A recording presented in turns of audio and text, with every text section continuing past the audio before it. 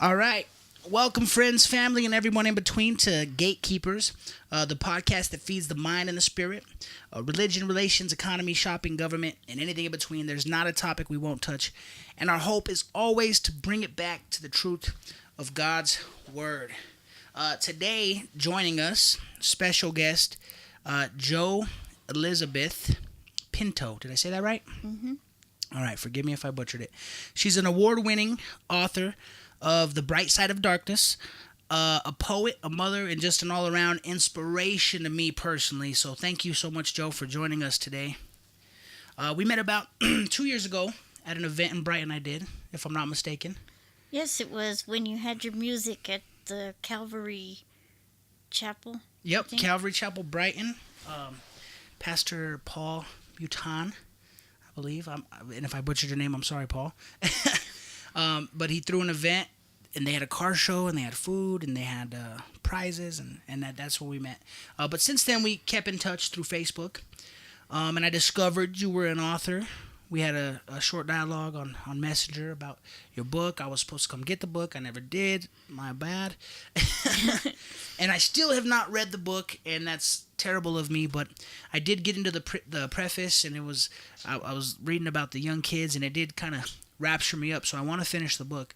But then I discovered that you were actually blind. You were born blind, and that for whatever reason I became a bigger fan of yours because your spirit was just so loving, positive. And despite this disability that you were born with, that I learned earlier, you were just this amazing presence, this bright presence. And so I said, you know what? I want her on the podcast. I want to talk to her about what causes that love and that hope and that spirit and that just a light. You're just a light to this world. So I thought having you on would be a great idea. So welcome. Thank you. So I guess, we can start with your story, and then we'll kind of lead into the book. But I want the origin story of you, like, I hope that's not too much to ask, but and you can. It doesn't have to be super detailed, but condense it. But I guess I figured out a long time ago in the very beginning that life isn't fair. Yeah. And once you learn that, the rest is easy. Right. And you can learn it a lot of ways. You can be born into poverty, or you can be born with a disability, or whatever your circumstances are. If you get over that lesson, the rest is just icing on the cake. Yeah. So I figured that out, and what are you going to do? You're either going to give up or you're going to persist. Right. And then if you persist, you're either going to persist with joy and gratitude, or you're going to persist and be miserable. Yeah. So it's a lot more fun and a lot more uplifting, and you're going to have a better life if you persist with joy and gratitude. Yeah. And I don't remember sitting down and thinking all this stuff through, because I was a kid. Yeah. But I just lived as a kid does. Yeah. And I was born in 1971, so I was born just in time for the laws to change so that I could integrate the public schools, because they changed in 1975. So I grew up here in Brighton, and I grew up in time to go to school in 1976 when the schools opened to disabled students. Right. So I walked Prior to that, it wasn't allowed, huh? No, the blind kids went to the school for the deaf and blind in Colorado Springs. Wow. So I walked into kindergarten in 1976, and they didn't quite know what to do with me. Yeah. They figured it out, and I figured it out, and we kind of blazed that trail together. Yeah. And it was quieter than the integration of Little Rock High School. Nobody, stopped me at the door or anything, but it was really as momentous as all that was. Mm-hmm.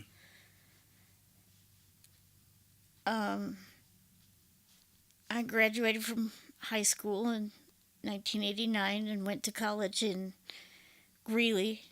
Yeah. And I hit the wall because. So prior to that though, was there any adversity that you faced, being a blind kid in school? Because I know I have an autistic son, and I worry often that he would be picked on for his autism, because you could tell he's autistic. He's socially awkward, and he doesn't have the social skills to kind of fit in and make friends, and so I worry about him often. But you being blind, did you have to face any of that? And if you did, how did you get through it? Oh yeah, some of it was from the kids, and some of it was from the adults. And Wow. If you want the truth, Yes. I got my own. Yeah. Some of it I learned to be quiet and ignore a lot, but I got mine back. Yeah. Karma, huh? Yeah. All right. Some of it I did nicely, and some of it I did quietly when nobody was looking. Yeah. Which is, it's humanity. You do what you do, and you have a devil on one shoulder and an angel on the other one. Right, right.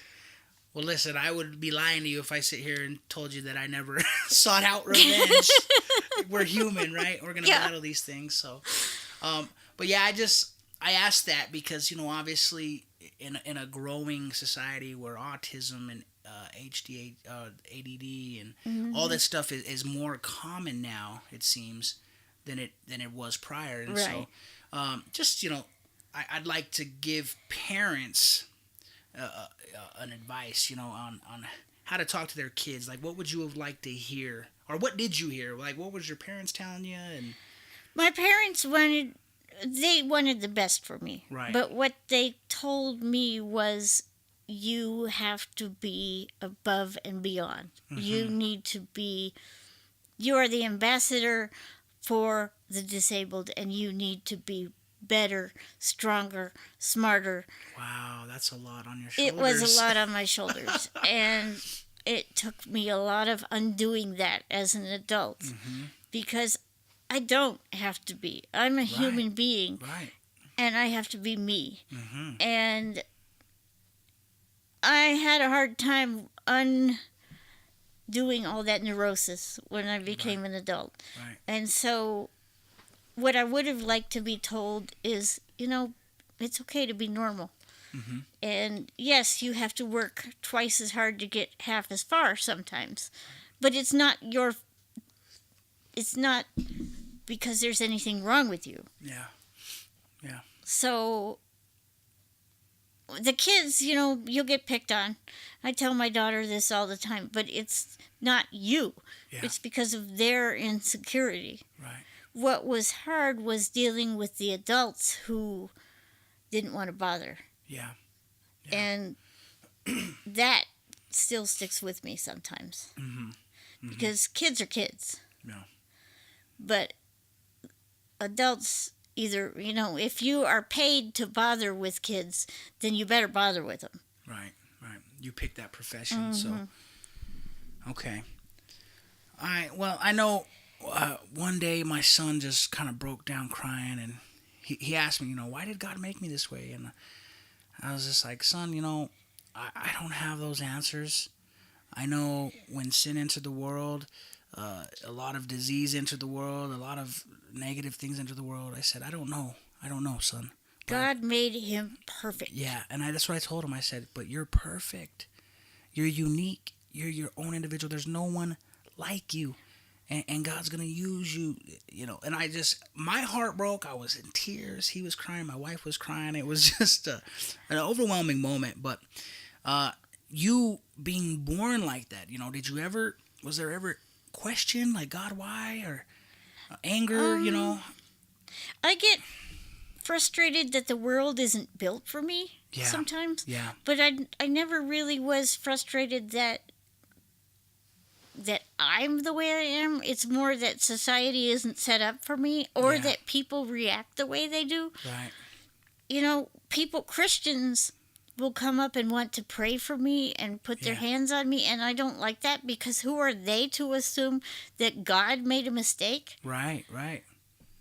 You know, and they are going to fix it? Right. You know, there's a verse in Exodus, I think, that says, I made your mouth mute, or I made the blind and the deaf, and I wish I knew. Let me Google it. Let me see if I can Google it. But And I really get irritated when people try to come up and strangers come up and lay their hands on me in some parking lot, or, you know, that is the rudest thing that a Christian can do, because they're placing themselves above God by trying. They're well-meaning, and I understand that. Yeah, Exodus 4:11, it says, and the Lord said, who gave human beings their mouths? Who made them deaf or mute? Who gives them sight or makes them blind? Is it not I, the Lord? Is that the one? Yes. It's powerful. So it's you can tell your son that. Yeah. It's not, doesn't say anything about autism. They didn't know what that was. Right. But thank you for that. That's it's beautiful. not up to human beings, because we were already made perfect. Yeah. And in the New Testament, Jesus says it's not a person who has sinned or his family that has sinned that made him blind. It's for the glory of God. Yes, amen. So, and you know, I can speak to that in the sense, not disability, but in the sense of my own tragedy that has happened in my life. I, like you said, I can get mad at it, I can get angry at it, or I can press on, and that's what I've done. And honestly, what it's allowed me to do is to minister to people who've been sexually molested, to minister to people who battle homosexuality, to minister to people who see domestic violence, right? So in their attempt to kind of demonize and well, let me pray that God heal it, but it's like, this is my ministry. You're praying against my ministry. I've gotten angry because I've been discriminated against. Yeah. Because I had trouble finding work. Right. Because I've had professors tell me, I don't want you in my class. Oh, wow. Because I've had employers tell me, we don't hire people with disabilities. Ooh. We serve them. Or whatever. Ouch. I've gotten angry because people at checkout counters have not taken my checks, or they've said, do you know your zip code, honey? Because they think I'm that stupid. Right, talk down to you. Right. But I've never been angry because I can't see. Now, I've been a little sad because I can't look at my daughter. Right. Or because I can't see an eagle flying, or things like that. I wished sometimes that I could drive and get someplace that I need to go. Yeah. But everybody has things that they wish they could do. I mean, you probably have something that you wish you could do. Yes. That you are unable to do. Maybe you want to take your wife to Hawaii. Well, Hawaii. But you can't afford to go. I cannot afford that. So we all make assumptions about people. Right.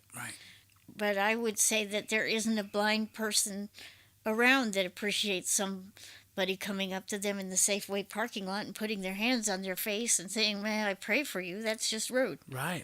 It's so obnoxious. And I know, you know, it's intimidating. Like when I wanted to invite you on, I was like, do I ask her if she's blind? Do I come out and say it?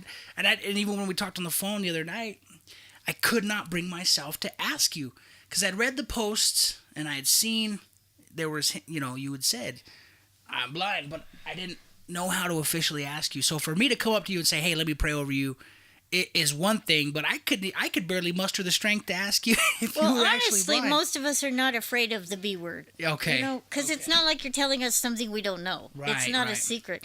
I've had people say, "Oh, because you can't, because you don't, because you are," and it's like, just spit it out. Yes, We know. yes. It's not a secret.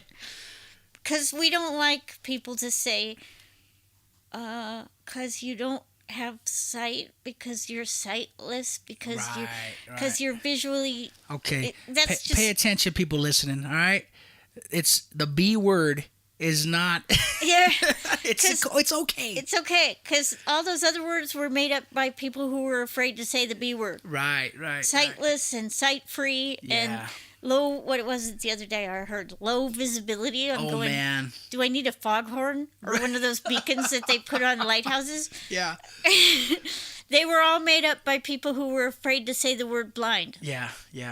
And they're going to have to keep making up words because they're still afraid to say the word blind. Right. It's funny. Just call it what it is. Mm-hmm. Well, okay. That's awesome. All right, so you get out of college, or you get out of high school. Let's get back to this origin story here. So I went to college the Yeah. first time. I got a degree in human rehab services, which is basically social work. Wow. Tried to find a job. Nope. Not going to Wow. happen. Yeah. Then I had gotten married. My husband came down with Lou Gehrig's disease Oh, wow. 6 weeks after we got married. Oh, sorry. Shocker. Yeah. And I stopped trying to get a job because he needed care. And we had no money. And Right. he needed... So we were living in this trailer park where cops wouldn't go. Oh, the ghetto. Yeah. I'm very familiar with the ghetto. I come from there. That's home. And we were the only stable adults. Mm-hmm. And so all the kids started hanging out with us. Oh, wow. And it was really a blessing Yeah. because their parents were either off working or off being crazy. Right. And we started helping with homework and providing breakfast and being the confidants and washing clothes and just being the adults. So can I say something to that? In the midst of your, I guess what you can consider plight or trial, there you were now mentoring kids and loving on kids in a community that otherwise wouldn't have had that. And can I just say that that's how God works, man. We think it's our plight, we think it's our disaster, but in it, God is doing something beautiful. And anyways, that was just a beautiful thing. Continue. So you're there now. And he was getting sicker and sicker, and we were trying to make the food last through the months, and it was really hard. But it was, looking back, it was really a happy time. Right. Until we had to move, and then we became that in the next neighborhood we went to. Okay. And the one after that, as we had to move because of his wheelchairs and whatnot, that he was getting worse. It was just amazing. And so that's kind of part of where the inspiration for my book came from, was all these kids. Yeah. And I don't know what happened to most of them because I never did hear, but I hope that I pray for a lot of those kids who are now adults. Right. That maybe we had some impact on their lives. Yeah. You know, we taught them how to ride bikes and taught a lot of them how to read or helped them with their homework or just all the little things that they weren't getting. Right. It kind of chokes me up a little bit. Yeah. Well, you know, I can speak to that because not having my dad in my household and having a mom lost to drugs, people like you meant everything to me. My uncle who put me in wrestling and took me to my matches, you know. You guys fill a big gap that's present, and a big void that's present. So I can honestly say, from the perspective of one of those kids, that your work carries on in us. I just hope that people know, and that's one of the reasons that I wrote my book. I want people to understand that those things matter, and that people can do more than they think they can, Yeah. in little ways, with your neighbors and your nephews and your grandkids and kids from your school. You know, if you have kids that are your children's friends, Mm-hmm. and they're at loose ends, it's a whole lot better than sitting around griping that today's generation is no good and teenagers aren't going to amount to anything. Right. And do something. Amen. I love that. She's right. You hear that, guys? Do something, man. Get up. Get out of that self-pity, that pity party, and make it different. Be the change you wish to see. Who said that? Gandhi? I think so. I think it was Gandhi, but I love it. I love it. Be the change you wish to see. Stop complaining about it and go do something about it. Or shut up. Or yes, I second that motion to shut up. That's awesome. So there you are. All right, you guys had to move now.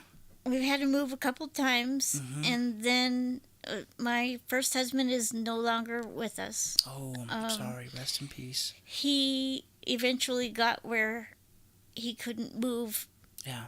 And it was time. Yeah. So I went back to college and got another degree in grant writing and nonprofit management, and I have used that to some extent to help some nonprofits get some money for various things. But I never did find a permanent job in that, because discrimination against people with disabilities is alive and well. Right. So I started a business as a proofreader of Braille textbooks Okay. from home. Yeah. When my daughter came along, I could raise her without having her in daycare, and that was important to me. Yeah. And then this whole time, while I was in high school, I had written a short story for an English class. And after that, I just put it away. I didn't really think about it anymore. But I couldn't forget the characters. Right. These kids. Smart-mouthed, hard-pressed, no money, no whatever, just kids. And so in the 90s, and I don't know how old you are, but this was before computers. Yeah. I'm 32, so So I've seen a little bit of it. Yeah, you're 15 years younger than I am, but a little more than that. But so basically, though. Yeah, I've seen it. We call it the Dark Ages. I'm just kidding. I'm kidding. Old DOS machine, floppy disk, no internet, but I remember the floppy disks. I wanted to learn how to use a word processor. Yeah. And I got tired of thinking up junk to type in, so I typed in that old short story, and it needed a lot of work. I'd been a teenager, but I moved stuff around and deleted weak parts and added new things, and it got better. And so I showed it to my first husband, and he said, "You can't leave those kids like that. What happens next?" Yeah. And so I added to it, and it grew into a novel. And I added to it with the inspiration of what we'd been doing with the kids in the neighborhood. Right. And then I got to thinking, this could be a really inspirational thing about mentoring. Yeah. And what we talked about, be the change or shut up. Yeah. So it went from there, but life happens, and I went back to school, and so I picked it up, put it down, picked it up, put it down, and then in 2014, 5 years ago, my mom suddenly passed away of colon cancer. Oh, Boom, 10 days sorry. from the time we knew about it till the time she died. Just Dang, that quick. Yeah. Wow. which in the case of all the cancer she had was probably the most merciful thing that could have happened. But Right. it was a shock. Yeah. And I got the message. Yeah. You don't know how long you're going to be here. Right. So I thought, I'm going to have to get this out there. Yeah. Because, I could be done. Yeah.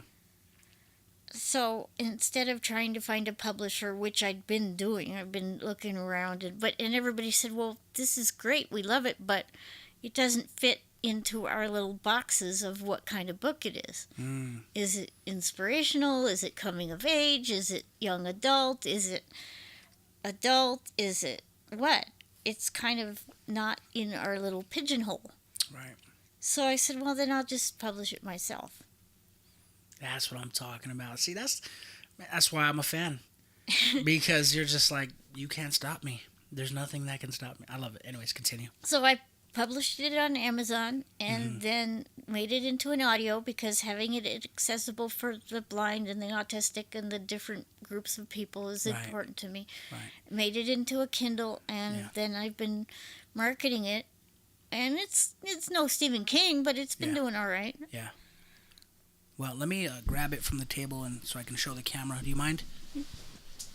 It won 2 awards, one from the Indie Publishing, which is it's actually international, and one is from the Colorado Independent Publishing. Yeah. The Bright Side of Darkness, a novel by J.E. Pinto. And they could find it on Amazon, Barnes & Noble. And It's locally here in Gerald's Watch Repair. Also, in Brighton. Yes. Gerald's Watch Repair. And Welcome to the Bookstore. Okay. And with that, we're approaching our half mark. We're going to take a quick break. And when we come back, we're going to just kind of wrap this up. And I'll give you, time to close or whatever. Okay. So stay tuned, ladies and gentlemen. We'll be right back. All right. Welcome back, ladies and gentlemen. Sorry about the break. So anyways, The Bright Side of Darkness. So you finished your novel. And nobody would publish it for you. Well, they gave you a hard time anyways. And so you decided to take the reins, do it by yourself, like the awesome person you are. And now here it is, The Bright Side of Darkness. And again, it can be found Amazon, Kindle, Audible.com, Barnes & Noble. And what was the place in Brighton you said? It's at Welcome to the Bookstore. Welcome to the Bookstore. And it's at Gerald's Watch Repair. Gerald's Watch Repair. By Boom Gardens. By Boom Gardens. So for those of you locals in Colorado, go support your local artist. I can't stress that enough. We gets no support. I tell you, we gets no support. So listen, I can't stress this enough, Joe. You are truly an inspiration to me. From and now even hearing your story, because I didn't have your story prior. Blind from birth. Just to me is amazing in itself. Because I know so many people who just their wife will cheat on them, and they'll want to give up, or they'll lose their job, and they'll want to give up. And suicide, I did a show on suicide, and it's at an all-time high. I think in 2017, it was like the 10th leading cause of death in America. Oh, that's so sad. And Colorado, it ranked number 10, I think, in the nation. I'd have to look at my stats. But well, not to say I've never been to that point. I think we probably all have at one time. Right. But think what I would have missed. Yeah, exactly. The lives you wouldn't have been able to change, or the lives you wouldn't even be able to have. I mean, now you're raising a beautiful, daughter. Right? I got to that point once. Yeah. I think it was about 5 years ago after my mom died and things got really hard. Yeah. And then I was able to pull myself back from the brink. I think it was actually that dog there Yeah. that helped me because I What's his name? her name Her is name. Anlin, and I just laid in the chair and Yeah. held her for a lot of hours, and because I realized I had a mom contract, you Yeah. can't really get out of those. Yeah. Yeah. And I'm so glad because it's spring and like you Mom said, you contract. read my I love that. you read my thing about the irises, and I sat out there the other day and enjoyed those, and I mean, Beautiful. Oh yeah, did I mention she was a poet? She has some beautiful poetry. I have What's a your Facebook page? It's author J.E. Pinto. Author J.E. Pinto on Facebook, and she posts her poetry and she posts inspiration, and just go check her out. Be inspired like I have been inspired. Author J.E. Pinto, right? Yeah. So, suicide is, what do they say? It's a permanent solution to a temporary problem. Yes. Yes. Yes, it is. And it leaves a devastating trail behind because now you create a lifetime of problems for the people that loved you. That's true.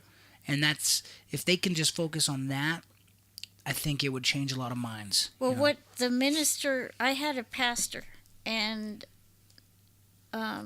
she told me at the time I was in that dark place, she said my daughter was 6 at the time, and what finally stopped me from even thinking in that direction was she said, your daughter will be old enough that she'll always wonder if she could have saved you.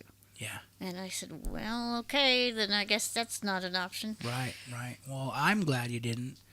And I feel like your story can bring so much hope to people battling depression, battling disabilities, battling adversities even. Because if you can do it, we can do it. And not to minimize your effort, not to minimize your character, because you are a great person. But there is strength in our adversity, and you exemplify that. The way I look at it, we all do pretty amazing things because we don't have a choice. There's only one who ever did it when his back wasn't against the wall. Yeah.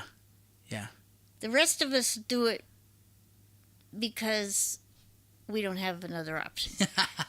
That is very true. He did it when he had all kinds of other options. Right. I love that. Did you hear that, guys? Yeah. Thanks again. I mean, if you had to summarize your life's mission in a tagline or two, what would you want to tell people? What legacy would you want to leave? Wow. That's almost an impossible question. I'm sorry. That's bad. That's a terrible question. But I'm still gonna let you answer. Live with gratitude and joy, and you always can. A lot of times people think, well, this situation or that. I can't do that. You always can. It's a choice. Yeah. Find the gratitude and the joy in everything. Yeah. And you can if you look hard enough. Yeah. There's something to be grateful for. Right. And there's joy in everything. Amen. And even as you speak, I hear the birds chirping in the background. Mm-hmm. I just noticed that. As you're saying there is joy in everything, the birds are singing. I think that is so beautiful. But yeah, no, you're doing an amazing job. I want to work with you more in ministry, so I'm going to be dialing. You should have never gave me your number. You done messed up now. Because old Hunt's going to be on you like, hey, come speak at this event. Oh, that'd be great. That would be great. I think your voice is powerful. I think your life in itself just exemplifies strength, ambition, determination. And so, man, you've inspired me and you've ministered to me, and that's why I wanted to bring you on today's podcast. Well, thank you for having me. Yeah, no problem. And so I think with that being said, we'll wrap this up. If there's anything you would like to say, to shout outs, plugs, now's that opportunity, and you can have a closing statement. I think we've pretty much done it. You I gotta did. read the book. I pretty much asked you. Yeah, go check out The Bright Side of Darkness. You gotta read the book. I need to read a book. Yeah, for sure. And she's leaving me this. She's gonna sign it. So this is my next read. And maybe after I read it, we'll bring you back on and we'll actually get into the details of the book and the characters and that'll be fun. Yeah. So do you think the kids in the book were based off the kids that you guys ministered to? No, not really. Yeah. They had been made up before that. Okay. that. Okay. They just came to me. Some people have asked if they were based off the Outsiders characters, as he hinted, and I don't think so either. I read those books and loved them, the Outsiders. Right. But I don't think they were based off those characters either. And there's a blind character in the book, and I don't think she was based off me either. She's way more bold than I was at that age. She might have been who I would have liked to be. Yeah. But I was not quite so brave at right. 17 or 16 or whatever she was. I might be that brave now. Yeah. But it took me a little longer to find my voice. Yeah. So what's next? Book of poems? Another novel? I don't know. I've been just posting and writing and marketing that book. My daughter is still at an age where she needs her mom a lot. Yeah. And to write another novel, I have to really immerse in it. So I haven't really taken that on. Okay. Okay. I'd like to maybe someday, but you only have an 11-year-old once. Yeah, now that's your focus, yeah. Yeah. Okay, I respect that. Well, thank you again for joining us, and like I said, you're an inspiration to me. So, and I would just want to close. I don't have a prepared close statement, but fight through it, man. Don't let the adversities of life beat you or bring you down or stop you from God's purpose. If you end it in your tragedy or in your pain, you're missing out on so much that God has for you. Feed your soul every day. Yeah. Do some little thing to feed your soul every day. Even Jesus did that. Yes. Yes. If you can find some little thing every day that's good, that's uplifting, that will help you. Yeah. Amen. I second that. What, you think we're leaving? You think we're leaving? Huh?